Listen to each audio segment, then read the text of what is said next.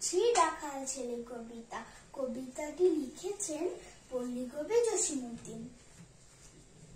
রাখাল ছেলে বাড়ি ফিরে যাও, বাঁকা গায়ের পথ চিবে কোথায় চলে যাও?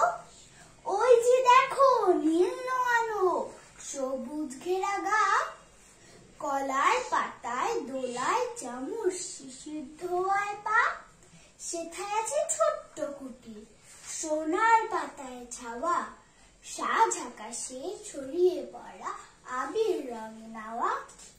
সেই ঘরেতে একলা বসে ডাকছে আমার মা, সেথায় যাব ও ভাই এবার আমায় ছাড়ো না। রাখাল ছেলে আবার কোথায় ধাও, পূব আকাশে ছাড়লো সবে রঙিন মেঘের নাও। ঘুম হতে আর জেগেই দেখি শিশির ঝরা ঘাসে সারা রাতের স্বপন আমার নিঠার রোদে হাসে। আমার সাথে করতে খেলা প্রভাত হাওয়া ভাই, সর্ষে ফুলের পাপড়ি নাড়ি ডাকছে মোরে তাই।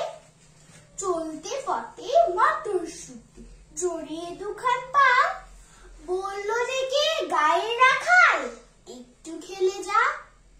সারা মাঠের ডাক এসেছে খেলতে হবে ভাই, সাঁঝের বেলা কইব কথা এখন তবে যাই। রাখাল ছেলে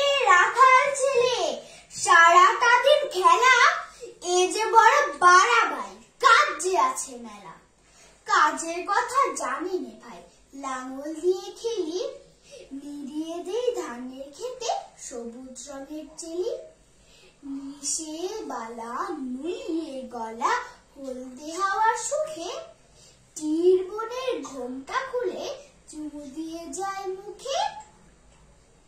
ঝাউয়ের ঝাড়ে বাজায় বাঁশি পৌষ পাগল বুড়ি, আমরা সেথা চড়তে লাঙল মুর্শিদা গান জুড়ি।